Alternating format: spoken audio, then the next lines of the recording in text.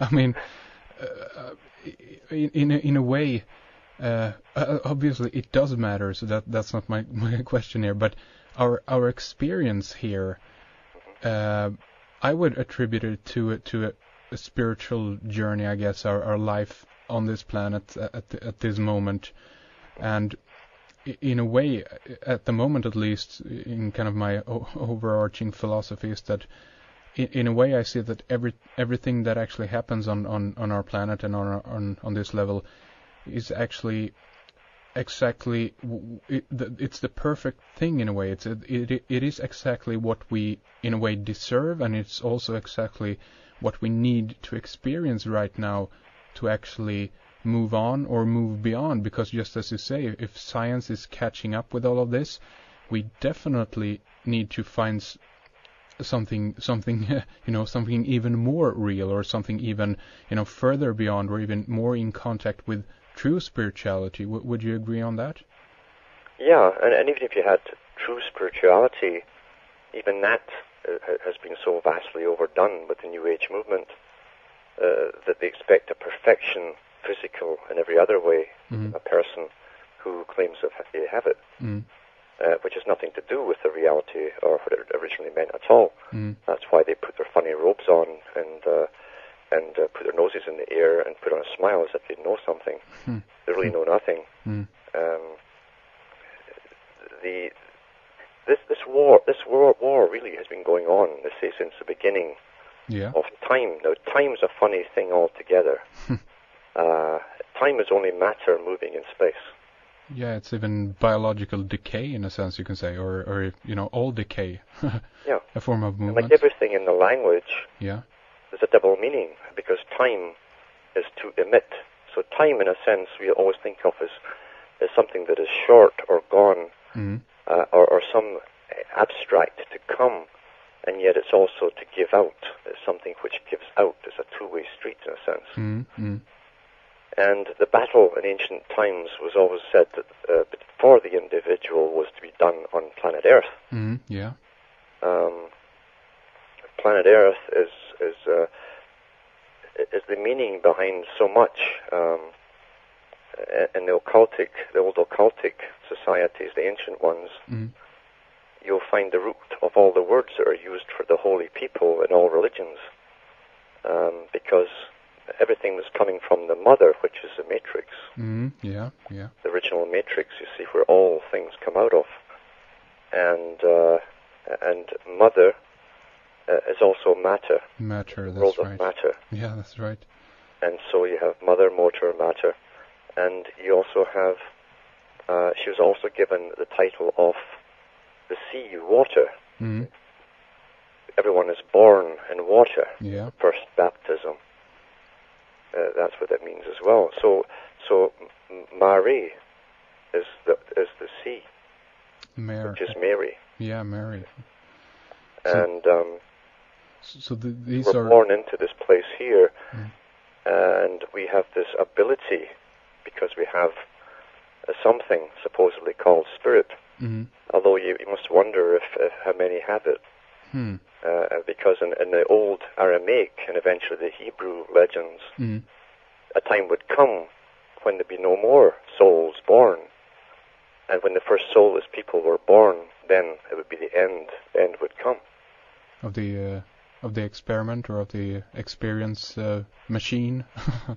That's right. Or the first purely human-designed human being that's born artificially.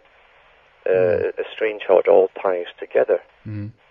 The goal is, again, always a paradox, a mirror image of a reality. One is real, one is not real. One is a spiritual path, one is an emulation of this same thing. The goal is to free the individual into much more than he or she is. And the goal of the elite is not to free them, but to give world peace through a type of freedom from worry, which is non-thinking, non-being in a sense. So in that sense, we could say that the elite in this instance, in this case, is is kind of a representative of the force that we as individuals or human beings here have to transcend in order to I don't know if you want to say reach the next level, because that's that's another way of looking at it. But if we are to develop as individual or as spiritual beings, I think that I believe that we always are going to find ourselves in a situation where we are we are put to the test, so to speak, and for this particular era or time that we are in now, we have this incredibly controlling, elite force all around us, the machine or the beast, or even the control grid that is going in. Would you say that this or these guys are the representatives of that dark force that we have to transcend as human beings? There's no doubt.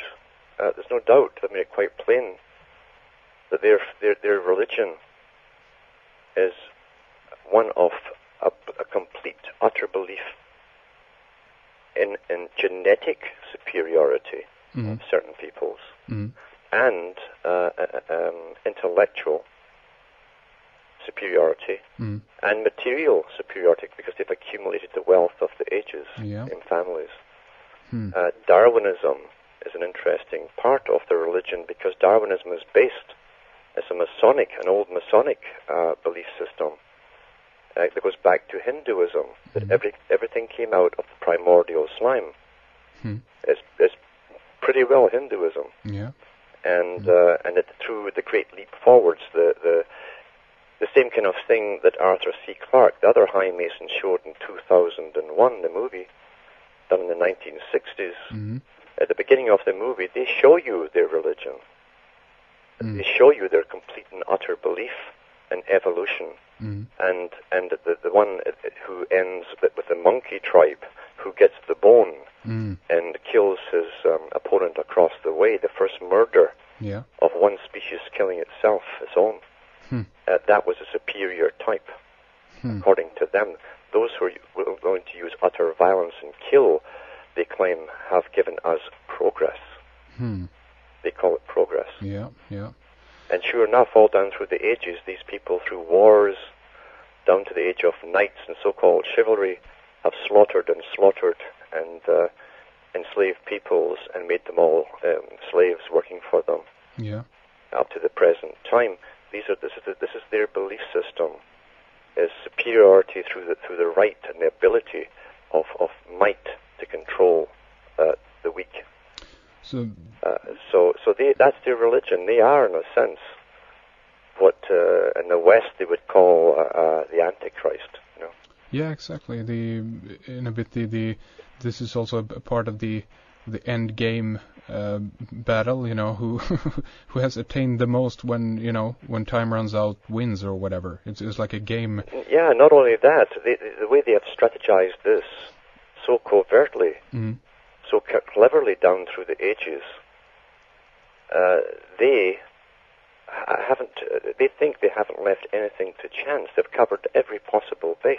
Do you think kept the whole world in the dark through one guise or another, while they have the arrogance to publish books on what they are going to do from the top people with the rest of us. So do you think that they have attained all on all levels? They know the game so well that they have in a sense then not win it, because that's not what it is about in that sense, according to what I think at least. But do you think that there are some factors here or some variables that will come into the picture that even these guys hasn't been able to root out or plan for in ahead of time?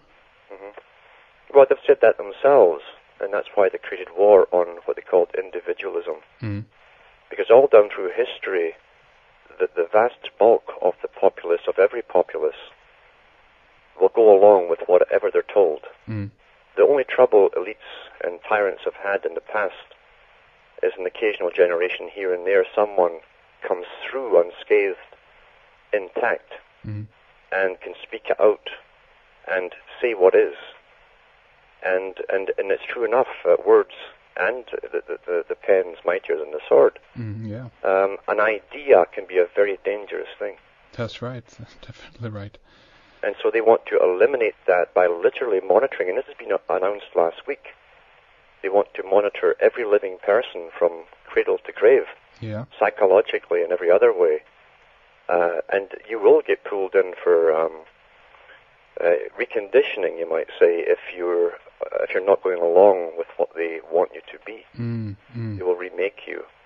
That's the extent they're going to, right down to the bottom level, to ordinary people who don't have the finances or the power to take over, which tells you it's not just power and finances that they're afraid of, it's the power of the idea and someone who can give it out. That's what they want to vanquish. That's what they're terrified of.